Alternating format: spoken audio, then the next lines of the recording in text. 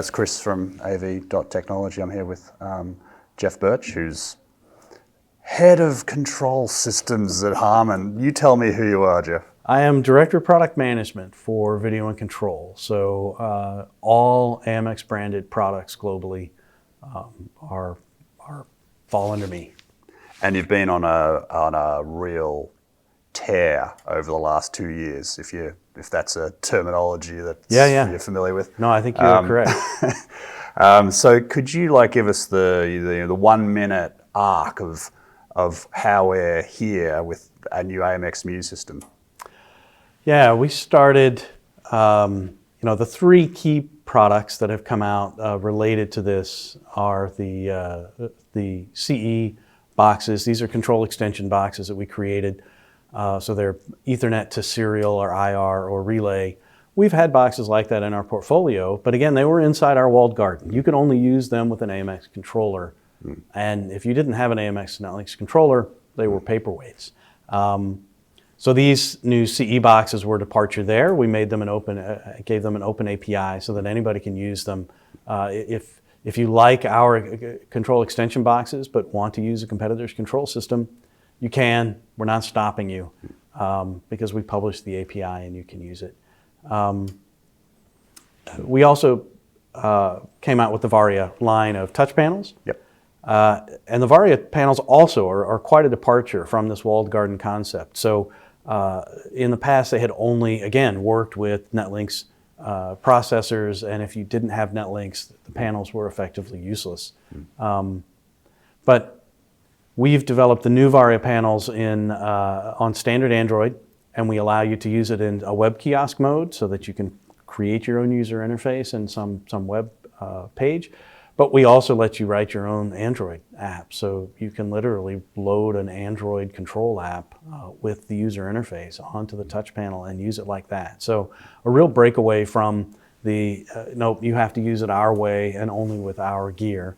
And the Muse is the likely extension from that, right? So we've sort of laid a little of that groundwork. Yep. And now this is the control piece of it that is also now open. It's multiple languages, multiple development environments. So could you elaborate briefly, I guess, on tearing down the walled garden? And I'm sort of interested in, that sounds like really smart thinking, but at what point when there's no wall at all, do you have any sense of what you're actually offering? Do you have a sense of what I mean? I do, and H-Control is really, I think you're asking a couple of questions. One is, how do we make sure everything works together when we are sort of now leveraging all these open standards? And H-Control is the glue that pulls that together. H-Control is the name that we've given our new API, so it's a replacement to ICSP, it's a replacement to HiQNet, and it is our control protocol, our messaging protocol for all of HARMAN Pro products. So AKG, Crown, BSS, across the board, we're all using H-Control. Right. And in fact, the Muse platform, the computing platform, the scripting engine that's in Muse is actually not just for our AMX branded boxes. Any place within HARMAN Pro where we're using control, the Muse control platform is the control platform that's going to be in there. So H-Control keeps us all bound together and lets everything work together. It is an advantage.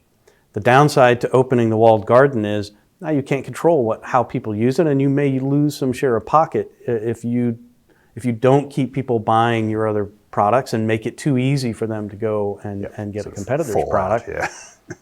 But again, H-Control is that umbrella, and if you do stay within the AMX within the HARMAN Pro ecosystem, when you use things like Manager and Designer and Architect, sort of the three key pieces of this tool set that we're creating, everything works seamlessly together.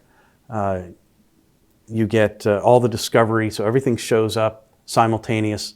You can load code to various products at the same time. So not just loading all the controllers, but now you can send to controllers and BSS boxes and all of that. So If we really fall short on an area in our product portfolio that doesn't entice people to purchase that from us, it's bad on us, right? We need to step up in that area. People don't like to be forced to buy it by, bending their arm behind their back, right? We want to make the best products for every customer. And if we're not, we should make it easy for them to go find somebody else and still use what they can of ours that they like. Yep. So AMX has been, I guess, in the control wilderness for a little while. Like in those intervening years, what sort of tectonic plates have moved, in your opinion, that's allowed you to kind of leapfrog ahead and arrive where we are here with Muse? Yeah, Netlinks came out, when Netlinks came out, and even when the accent programming came out, but especially when Netlinks came out, Netlinks is a fabulous event-driven language.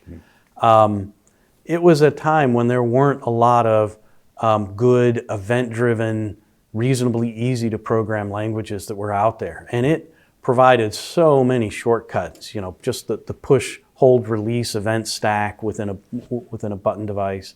The timelines that we provided people to sort of time pieces out in their code were really groundbreaking and very difficult to do in a lot of the other languages at the time. But one of the tectonic shifts has been all of these languages like Python that have come out and been very widely adopted and have a lot of extensibility. Python is one of those languages where you can learn a little bit and write a lot of code that works. But as you learn more, you learn better and easier and simpler and more powerful ways to do some of those same things. When Netlinks came out, those weren't around. And I think so that's one big shift, is just the advancement in the language, the tool sets that are available, the development environments. VS Code wasn't out back when we did Netlink Studio, so there wasn't a convenient development environment for people in the AV space. And they needed something, and we filled those needs. We're not the best people at fulfilling those needs now because there are so many other bigger categories of groups that are out there fulfilling those needs with modern programming languages and modern IDEs. Yeah.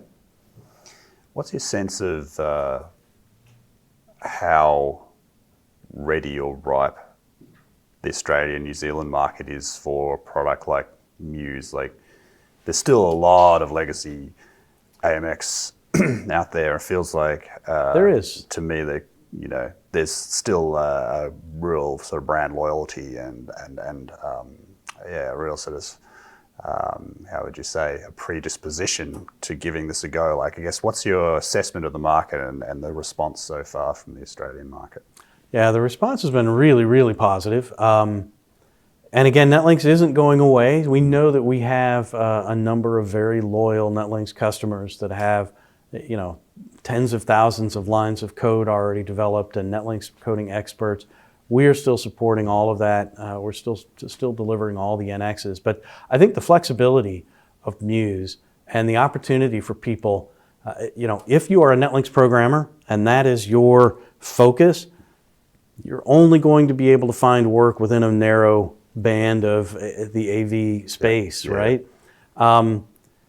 But if you want to expand, what do you go to? What horse do you back? Do I go get Python? Do I go get who's going to be the next control system? And I think one of the powerful things about having 3 different languages, and that's just now, we have the ability to expand the number of languages that we support with all of the infrastructure and being able to run them simultaneously and debug them simultaneously. The power of having those 3 programming languages supported in there is that people don't have to worry about what horse they're backing, right? They can't go wrong picking any of those 3, really. So I think that there's a number of people who don't know Netlinks as well that are coding for other competitive control systems. And in some ways, those aren't fulfilling their needs. And they're great control systems, but some places they need something else, and there's a barrier for them to move over to AMX. We might have a better solution for what they're trying to accomplish, but they don't know Netlinks. They don't have anybody in their shop that's a Netlinks coder. And there's not an easy way to come up to speed on that, right? You have to take all of our classes where, you know, we're never going to beat the online training available for learning Python and Groovy and JavaScript. Sure. You can just hitch your wagon to those that training and that yeah, and the amount of support out there. Right? You go to Stack Exchange or YouTube videos or something like that. If you are trying to do something in one of those languages, it's almost guaranteed somebody else has already tried to do it, figured out the best way to do it, and provided that to the community, right? NetLinks is a much, much smaller community of people that are offering that kind of help. So, yeah. Well, thanks, Jeff. It's thanks for coming. Thanks for coming to Australia and showing us your new baby. Wish you all the best with it, and thanks for spending time with AV.technology. Thank you.